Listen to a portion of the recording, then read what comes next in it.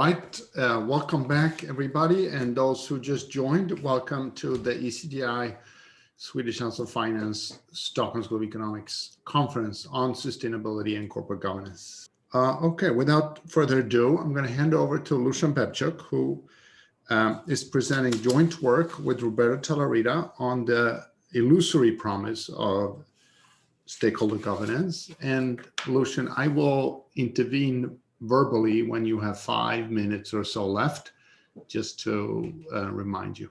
Otherwise, the floor is yours. Thanks a lot, Bo. Delighted to be here. The motivation for this work doesn't require too much discussion. As all of you know, there is growing support for what we call quote-unquote stakeholderism, the view that corporate leaders should give weight to the well-being not just of stakeholders, but of shareholders. Sorry, not just of shareholders, but also of stakeholders at large, and should give weight to them when they make business decisions. Examples of this growing support, many of you know, is the Business Roundtable statement from a year ago and the Davos World Economic Forum manifesto on stakeholder capitalism, and there are many other examples. We make two main points. First, we claim that stakeholderism benefits are illusory. Stakeholderism should not be expected to produce material benefits for stakeholders. Second, not only we're not going to get benefits for stakeholders, but stakeholderism is going to impose substantial costs, and embracing it would be harmful to many groups, including stakeholders themselves, and therefore our conclusion is that stakeholderism should be rejected, including by those who take shareholder interests seriously. And I want to say a word about us being among those who give a lot of weight to stakeholder interests. There are some opponents of stakeholderism who oppose it because they believe that market forces or contracts are sufficiently protective of stakeholder interests. However, we, like many supporters of stakeholder capitalism, we believe and we assume for the purpose of our analysis that the externalities that corporations impose on stakeholders raise substantial concerns. But the reason why we come out against stakeholder capitalism is that we conclude that it would not provide a good way for addressing those concerns. Indeed, it would be counterproductive. And what we need are external laws, regulations, and policies, things like carbon tax or labor protective measures. Those things, rather than counting on the discretion of corporate leaders, should be the focus of those who care about stakeholders, like our discussant, Colin, and ourselves. We should at the outset distinguish between two versions of stakeholderism. What is often referred to as enlightened shareholder value.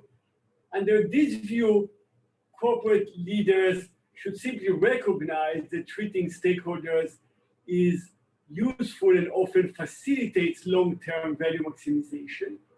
Under this version of stakeholderism, consideration of stakeholder interest is simply a means. That's why we call it instrumental stakeholderism. It's just a means to shareholder value maximization.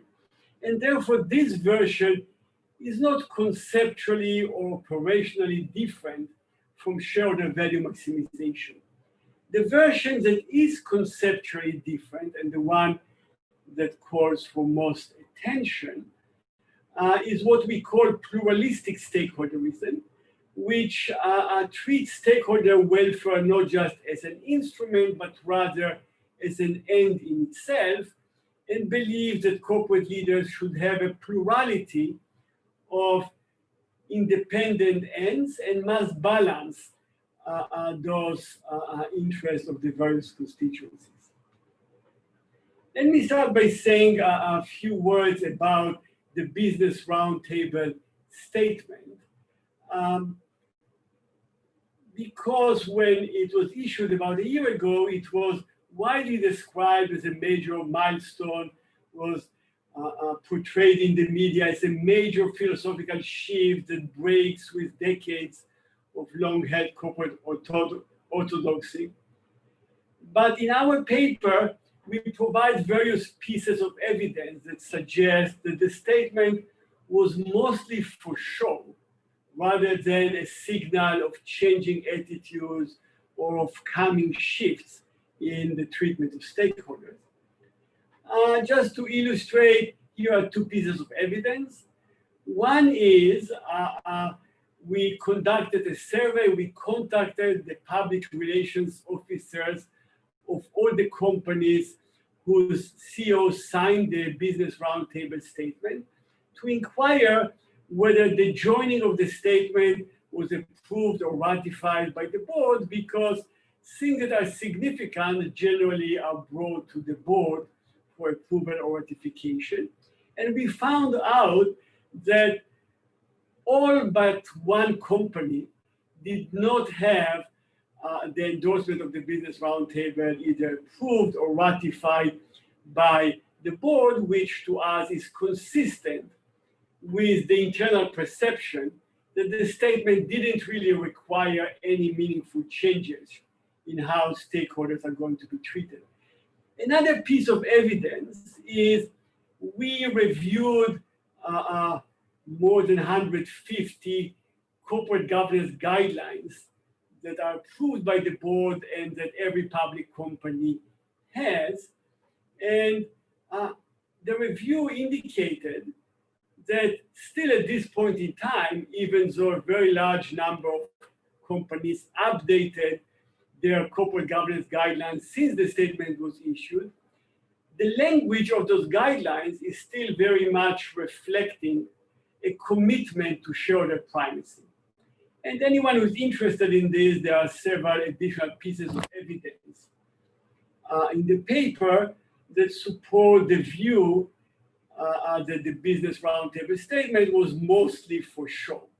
But I don't want to dwell on this, because putting aside the Business Roundtable statement, for us as academics, the more important question is, broadly speaking, should we expect stakeholderism to protect stakeholders beyond what would serve our shareholders?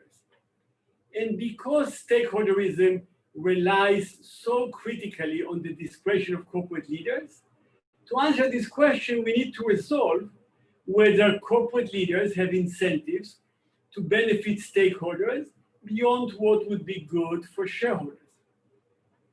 So in the paper, we conduct an analysis looking both at the theory and the evidence, including some evidence that we put forward. We look at the various elements like compensation, the labor market, the market for corporate control, and we conclude that there is a robust link between the interests of corporate leaders and shareholders, maybe not as close an alignment as scholars of corporate governance would like to see, but there is a robust link. And by contrast, the interests of CEOs and directors are not robustly linked with the interests of stakeholders. And therefore, an incentive analysis suggests that corporate leaders not only they don't have incentives, they have incentives not to protect stakeholders beyond the point that doing so would serve shareholder value maximization. We next go to examine empirically whether the past behavior of corporate leaders was consistent with this incentives conclusion. And we argue that a good setting for doing those tests is to look at the acquisition of companies in the large number of states in the US, where acquisitions are governed by constituency statutes, which do exactly what stakeholders would like to have, is they authorize corporate leaders to take into account the interest of stakeholders and not only shareholders when they are considering a sale. And we look at all the sales to private equity in the last 2 decades that were governed by such statutes. The paper presents evidence for the largest deals, and we have a companion paper for whom corporate leaders bargain that analyzes in detail each and every transaction in this large set. What do we find? We find that corporate leaders bargained substantially and with good results for shareholders, obtaining large premiums for them, and for corporate leaders themselves, obtaining both monetary payoffs and continued employment for themselves. But for whom corporate leaders did not bargain, even though the statutes expected and authorized them to do so, they did not negotiate at all for any constraints on the post-deal freedom of the buyer to fire employees, even though protection of labor was often cited as a major reason for the adoption of constituency statutes, and even though there is evidence that in fact there is significant reduction of employment after such sales, they did not negotiate for any protection of suppliers, customers, and creditors, other stakeholder groups that are often mentioned, or for the environment. And other than very few cases where there were cosmetic and legally unenforceable pledges, there were no protection for headquarter communities and against removal of headquarters. What lessons should we draw from this evidence? We argue that stakeholders must wrestle with the failure of constituency statutes, try to identify the reasons why those statutes did not deliver, and examine whether the same reasons would also not undermine stakeholderism, because, as many of us know, George Santayana warned us a century ago that those who cannot remember the past are condemned to repeat it, and stakeholderism should avoid such pitfall.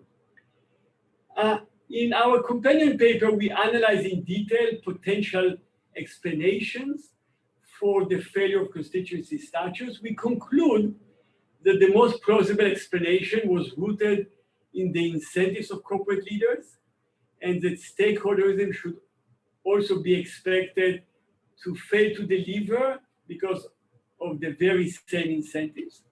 But we look also at alternatives. For example, might it be that the statutes did not deliver because corporate leaders needed to gain shareholder vote of approval? We find this is not plausible because we show that protections were largely absent, even in the subset of deals where this wasn't a constraint because the premium was large and the approval was approved by a very large margin over what was required. And in any event, shareholders' exclusive voting power should also be expected to constrain the ability of stakeholderism to deliver value. An alternative explanation, and Colin in his recent response to our paper that people who are interested in the subject might want to read, he wonders whether we can learn much from this experience, because maybe the failure of the statute was due to the shareholder-focused norms that prevailed in the past, but maybe no longer dominate. But we document that corporate leaders did not deliver any value to stakeholders, not just in prior decades, but also in all the deals in the last 3 to 5 years in which pro-stakeholder rhetoric was very strong. The question then arises, maybe we could fix incentives. We took the existing system of incentives as given for part of our analysis because stakeholderists, and you can look at the Business Roundtable or the Davis Manifesto, you see that they advocate relying on the discretion of corporate leaders without changing other basic corporate law rules like shareholders' voting power. But it might be argued, and then Colin wonders about this in his paper, that even if stakeholderism as currently put forward cannot be expected to benefit stakeholders, we should, as academics, focus on identifying and designing a broad reform, including some supplemental measures that would enable stakeholderism to benefit stakeholders. So in our paper, we conduct an analysis of whether this would happen if we supplemented stakeholderism with either a redesign of pay arrangements by tying them very much to ESG metrics, or by having stakeholders participate in voting on director elections. And we conclude that both types of supplemental measures would be very difficult to implement, would impose large costs, and that the benefits that they would produce for stakeholders would be doubtful and at a minimum limited. So therefore, this leads us to conclude that stakeholders should not proceed with advocating acceptance of stakeholderism until they put forward a concrete plan that would fix those incentives problems. Until now, I focused on explaining why stakeholderism would fail to deliver benefits to the purported beneficiaries, the stakeholders. But some of you might wonder, perhaps it wouldn't, it could only be a plus, maybe it would produce a significant benefit, but it can only move us in a positive direction. And our conclusion is the opposite. We show that acceptance of stakeholderism would produce two major costs. One cost is that stakeholderism should be expected to increase the insulation of corporate leaders from stakeholders and make corporate leaders less accountable. And that can be expected to happen in two ways. First of all, stakeholderism is already used as a basis for urging institutional investors to be more deferential to corporate leaders, less willing to support hedge fund activists, and more accepting of governance arrangements that shield management from shareholder pressure. And also, stakeholderism is used as a basis for urging policymakers to support legal reforms that would insulate corporate leaders from shareholders. Indeed, we are especially concerned about this prospect of insulation because, for reasons we describe in the paper, it seems that the prospect of obtaining such insulation might be at least partly motivating the support for stakeholderism that comes from some corporate leaders and their advisors. For them, support for stakeholderism may well be strategic. It's an attempt to take us back to the era of managerialism and to get back a managerialist agenda, but dressed up in the clothes of stakeholder protection. The other large cost that we are concerned about is people like Colin or ourselves, politicians all over the world. There's a growing recognition that corporate externalities are meaningful, and there is substantial and growing demand for policies, laws, regulations that would address those problems. And we argue that the wide array of potential policy reforms that could be imposed on corporations from the outside and that would provide real benefits to stakeholderism, those could be somewhat discouraged or impeded or chilled by acceptance of stakeholderism. And that could result for two reasons. First of all, that to the extent that the acceptance of stakeholderism leads to illusory hopes that corporate leaders are going to protect stakeholders on their own, then those expectations could have two adverse consequences. One is they would reduce the effort of those who care about stakeholders to focus on external regulation. And also it would make many lawmakers and policy makers less receptive to such external constraints on grounds that let's first see whether private ordering and corporate leaders on their own are solving the problems.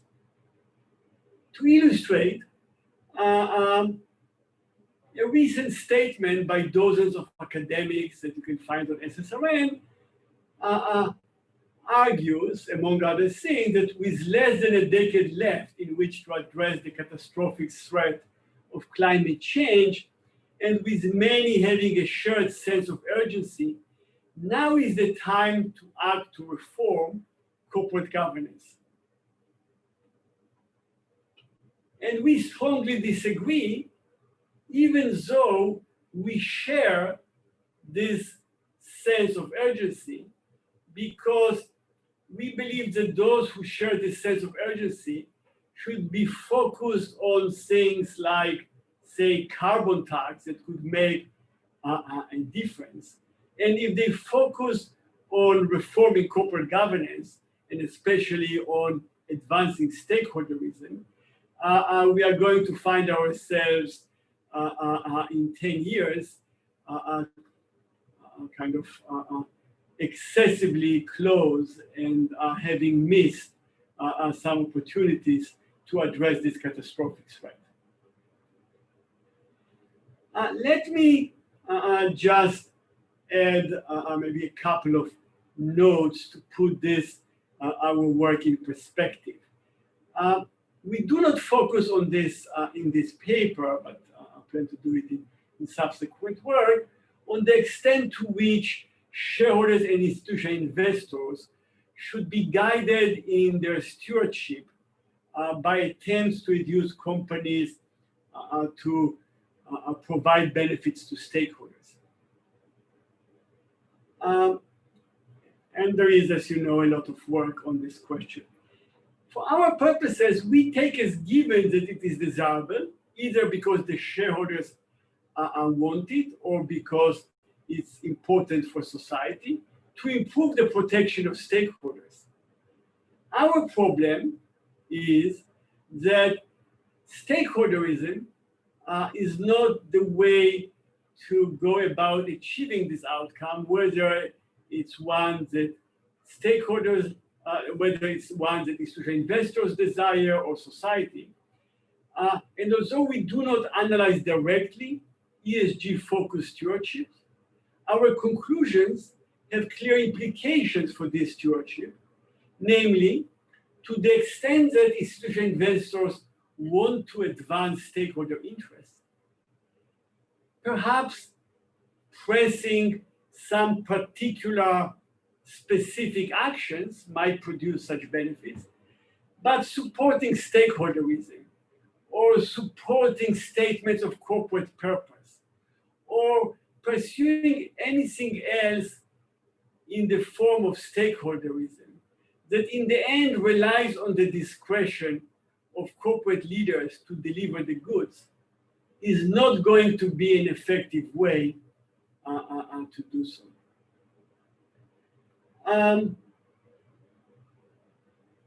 Maybe let me also make a very quick note to place our work in the context of the substantial debate on the social responsibility of business in connection with the 50-year anniversary of Milton Friedman's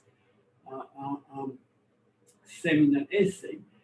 So we very much differ from Friedman's inclination and attitude, because we view corporate externalities on stakeholders as a first-order concern. He does not seem to be greatly concerned about this issue. But even though we view the current consequences of capitalism differently from him, we do not want to change capitalism in the way of giving corporate leaders discretion to mitigate the problems that it arises. What we would like is to constrain capitalism from the outside through external rules and regulations. Around 5 minutes left. Sure, I just used 2 of them. Thanks, Bo. We recognize that part of the appeal of stakeholderism is that it seemingly provides a quote-unquote private ordering solution to the problems of capitalism. It seems to harness corporations, which have been a powerful engine of economic growth, to the benefit of stakeholders. But corporations have been successful in their economic missions due to their incentives of the corporate leaders. And relying on corporate leaders to produce societal benefits for which we don't really have right now a plan to provide them incentives to do so, while weakening the incentives that have enabled them to work well in other areas, that's not the way to go. So let me conclude by just reminding you of our 2 main points, that the benefits of stakeholderism are illusory, because benefits for stakeholders should not be expected to arise, and that the potential costs of stakeholderism, including for the protection of stakeholders themselves, are large indeed. Thank you both. I yield the rest of my time. Yes, thank you.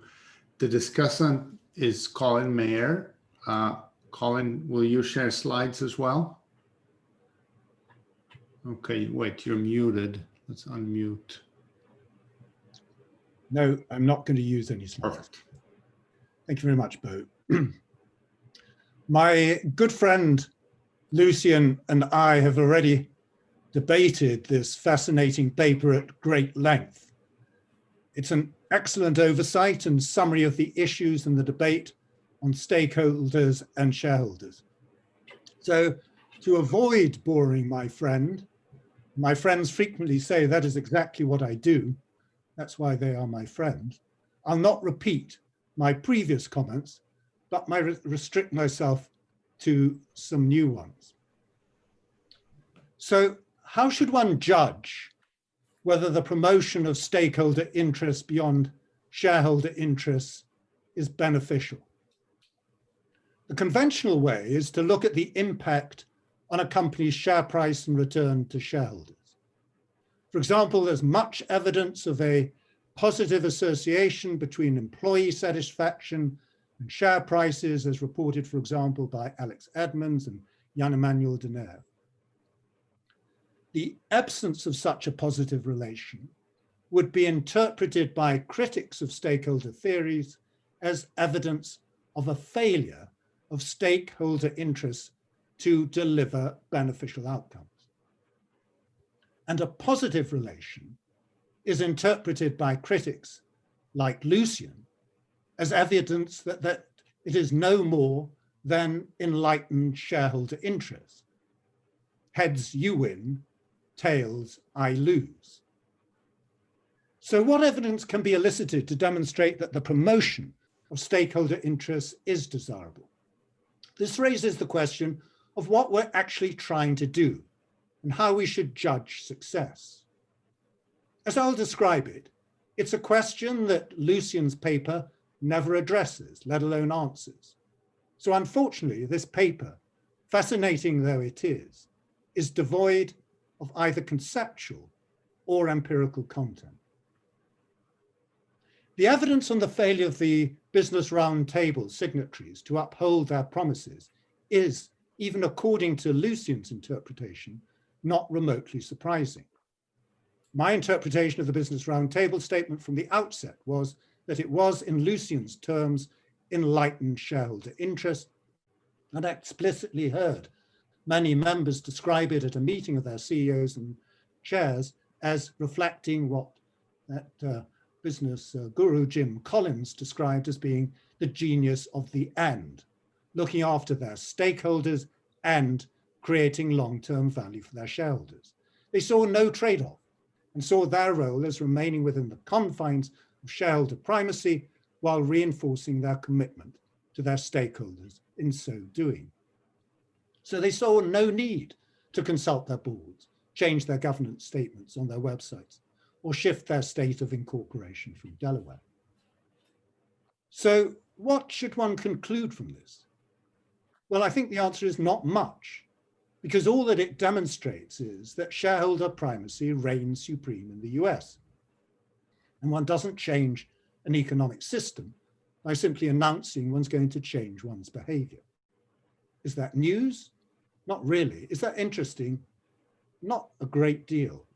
And Lucian himself provides persuasive evidence on why this should not come as any surprise. Directors and CEOs that support shareholder interests are more likely to keep their jobs and get new ones. They are less likely to be subject to proxy fights, hostile takeover bids, hedge fund activist interventions, and therefore loss of their jobs and salary. CEOs' salaries are much more closely tied to share prices and returns than any non-financial measure. In a shareholder primacy system, the shareholder who pays the piper calls the shareholder value tune. The system is stacked against directors and CEOs trying to do anything else. And the failure of constituency statutes to provide protection to stakeholders in private equity acquisitions of companies incorporated in constituency statute states says no more than the inadequacy of constituency statutes to offer effective protection in an economy where shareholder primacy reigns supreme. And it's not surprising when you look at the statutes. Take this one from Minnesota, which reads as follows: a director may, in considering the best interests of the corporation, consider the interests of the corporation's employees, customers, suppliers, and creditors, the economy of the state and nation, community, and societal considerations, and the long-term as well as short-term interests of the corporation and its shareholders, including the possibility that these interests might be best served by the continuing independence of the corporation. What sort of a commitment device is that? Apart from being verbiage, it sounds pretty close to the UK Companies Act, and indeed any shareholder or enlightened shareholder interest law. And notice that the statement at the beginning is may. There's no obligation whatsoever. It's not a must. May is mush. Must might have cast some muster. Lucian argues that it's impossible to change the system, and in particular to relate incentives to non-financial measures of performance. That's a curious statement from someone sitting in one of the strongest incentive-driven academic institutions in the world, where all of the metrics on which it's based are non-financial. Of course, he'll argue that business is different, only it isn't. Anyone who's worked in a business knows that the vast proportion of the metrics by which people's performance are judged are non-financial. Sales, customer satisfaction, collegiality, teamsmanship, etc. Lucian talks about climate and the fact that there are many ways of measuring a company's impact: CO2 emissions, global warming. But those are exactly the measures against which increasingly financial institutions managing not just one company, but multiple companies are being evaluated. They in turn will put increasing pressure on companies to do the same and exercise their business judgment in making the resulting trade-offs. Finally, he argues this is all just a smokescreen, a diversionary tactic for avoiding what really would help stakeholders, namely regulation. But what world is Lucian living in? If regulation could and had internalized externalities, do we really think that we'd be fretting about climate change, diversity, and inclusion? Does he recognize the problems that the globalization of companies such as Google and Facebook presents for designing effective regulation? The illusion is not one of the potential for reform, but the potential for the absence of reform and relying on the status quo. What the paper entirely fails to do is to provide any evidence on the potential for change and the fact that there are very different systems around the world that promote very different types of corporate conduct and balances of interest in companies. But it's not just that the paper provides no evidence on the question that needs to be answered. Still more seriously, it suggests no way of evaluating whether such a change is desirable. What is good for Lucian? He clearly is genuinely concerned about stakeholder as well as shareholder interests, but he offers no way of judging whether the shareholder primacy model with regulation delivers that. And many people think it doesn't and believe that other systems could do better. And with good reason, because corporations are products of the law and therefore can be created in whatever form the law wishes them to take. The fact that it's perfectly possible to establish publicly promoting corporations is evidenced by the fact that that is exactly how they were constituted and operated for several centuries around the world, including in the US, as documented at the beginning of Lucian and Roberto's paper. The question is not whether it's possible, but whether it's desirable. And on this, the paper has nothing to say because it provides no criteria by which to judge this. There's nothing in the paper that speaks about the feasibility of another system or provides a basis on which to judge whether another system does better. Is it shareholder wealth, total wealth, shareholder welfare, total welfare? This paper is simply a description of the existing US system and a presumption, but with no evidence that it could not be bettered. He could do better. We can do better. And we must do better because we almost certainly will need to do so very soon. Thank you. Thank you very much. So if I follow that correctly, you don't agree with everything Lucian said. So let's give Lucian a chance to discuss this. We have about 6 minutes or maybe a few more, and there are a couple of questions in the Q&A. So you decide, Lucian, how much time you want to spend on Colin, and if you want, I will read you questions from the Q&A. Sure. Yeah, thanks a lot, Bo, and thanks, Colin, for your comments, which as usual are delivered with a great eloquence. So a quick reaction, there was a lot in what you said. One is we don't say what is our objective or we might be focusing on shareholder value. No, we try to make it clear, and let me state it here, that we start from the assumption that it's important to protect the interest of stakeholders. You can think about us as being in economics a social player who wants to have a system that maximizes social welfare. So in that we are with you, but the question is, how do we maximize social welfare? And I agree with you that we can design corporate law rules any way we want, but it doesn't follow that the way to maximize social welfare is to tell corporate leaders, you'll be the benevolent dictator and we give you discretion and we count on you to maximize social welfare. Secondly, you agreed with us that maybe not much should have been expected from the Business Roundtable. I note here that there was a massive number of observers, which we cite, that regarded this as a major historic milestone. So at least for them, our evidence might be helpful. But your view was, look, the BRT, the constituency statutes, I'm not surprised. They're not going to deliver because there isn't anything tight there. There is a lot of mush and people don't have incentives. And here we completely agree with you.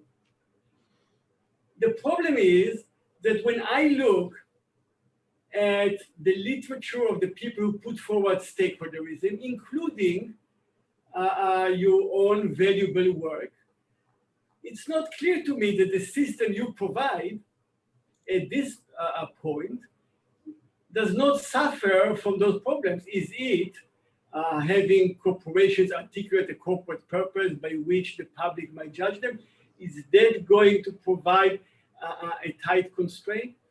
You mentioned that we haven't shown that it's not possible to design a good stakeholderism system. We have tried in our paper to see whether you can do it through changing the voting rules and compensation. But I actually urge you, Colin, as someone who believes in stakeholderism, is why don't you put forward a concrete, detailed plan of how you get stakeholderism to work in a way that is grounded in incentive and is tied in the ways that you as an economist recognize is necessary to deliver its benefits. And once you have such a plan, we can think about it. And even though we haven't been able to come up with one, surely it might be possible. We are not excluding it. And once you have a plan, we'll look at it and we'll think about it. But what I urge you, because of the large costs of the illusory hopes, is not to push stakeholderism until you have the kind of plan that seems to be necessary based on your own comments for those things to work. And the last two reactions, the last two reactions are the following. You mentioned, the one concrete proposal you mentioned was, let's use ESG metrics. We put in the paper several reasons why it's very difficult to do it with ESG metrics. We know, many of the people in this conference have worked on executive compensation. We know how difficult it is to design perfectly executive compensation, even for the simple objective of shareholder value. With respect to stakeholder metrics, there is first of all the problem of the multitude of stakeholders and combining them. And secondly, there is the problem of managers' private interest, which may mean that we have to worry that whoever is designing those metrics is not going to do it to benefit managers' payoffs, but rather to protect stakeholders. And as long as so we need two things. One is good set of metrics, and two, a good system for overseeing the design of those compensation arrangements based on metrics. And we conclude in the paper that both things are very difficult. If you come up with a plan, it would be great. Last comment and a quick reaction. You, as well as others, are kind of concerned about the fact that we have political gridlock and some things are difficult to get through regulation. And you say various companies are fighting against regulation and there are vested interest in a way. And there's a little bit of a tension in this argument. Why? Because the very corporate leaders who are spending massive corporate resources to fight against regulation, you would like to count on their discretion to protect stakeholders. The two things do not live with each other well. And we also recognize that politics is a difficult route, but our conclusions about stakeholderism are that this is the only route that can provide meaningful progress. And we do have some laws and regulations in each of those areas, not enough, I agree with you, but we have them on the books. And the chances of us making progress in this direction might be chilled if people come to the view that we can rely on corporate leaders, or at least we should give a chance for stakeholderism to deliver benefits in the next 10, 20 years before we take other action to save the planet, combat inequality, and so forth. Let me stop here. Well, Lucian, we have set out a specific plan in the British Academy Future the Corporation program, which sets out what one's trying to do and how one gets there. And it's around the notion of corporate purposes as solving problems in profitable ways. And the measures for doing that are not the current ESG. Everyone recognizes the deficiency with those. What is being designed at present is a set of coherent measures that can be adopted by companies that would not be at their discretion as to what they choose to do. And secondly, to design an accounting system. And you say, well, it's impossible to do that. People were saying exactly the same thing about the introduction of a financial accounting system after the great crash at the beginning of the 1930s. It will happen, and it has to happen.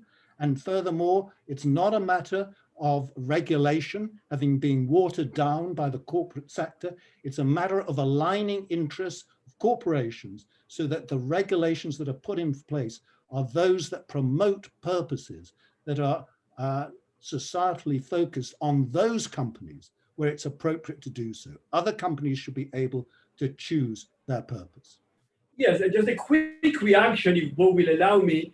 If the concrete plan is the one that is in your writings about corporate purpose and in the project of the British Academy, then my own concern, and this is something we can conclude later and perhaps we should add to our paper as well, my own concern is that what we have there does not enjoy advantages over what the constituency statutes try to do, and does not overcome the problem that you recognized before about incentives, about mushiness, about people trying to get away with sounding good, but not really sacrificing much. My own research, and I'll stop here because maybe there are questions we can is I've looked at the various companies that have adopted corporate purpose, and it's complete mush. Those statements generally do not provide a good yardstick that would enable us to keep corporate leaders' feet to the fire. Now, I'm sure that the project of the British Academy is also unhappy about the current mushy statements, would want to have statements that would be more effectively scrutinized from the outside. So once we'll have a system that makes it completely necessary for people to have statements that can be externally from the outside scrutinized in a way that would make them accountable and provide them with clear incentives to do it. Currently, with deference to your work on this, I'm not persuaded the project of the British Academy can deliver us to the Garden of Eden of stakeholder protection. Well, it can go a long way if you simply in corporate law replace may with must, and you measure outcomes not by the mushiness of the statement, but by the Here, what companies do yes. and measure that performance. We have two. Let me just say one bit. As a law professor, this is the one where if you just replace in the constituency statutes the word may with the word shall or ought or must, it would not have made any difference for two reasons. One, there are 3 statutes, as we mentioned in the paper, that have those words, no difference. And two, because of the way that courts defer to what managers decide, those things are aspirational. They are not enforceable, whether you say may or must. Those are aspirational and norm setting. So you can say may, must, or even any stronger term in the English language, it would not have made a difference. And indeed, in the 3 states that have this word, no difference in outcomes. Let me stop here.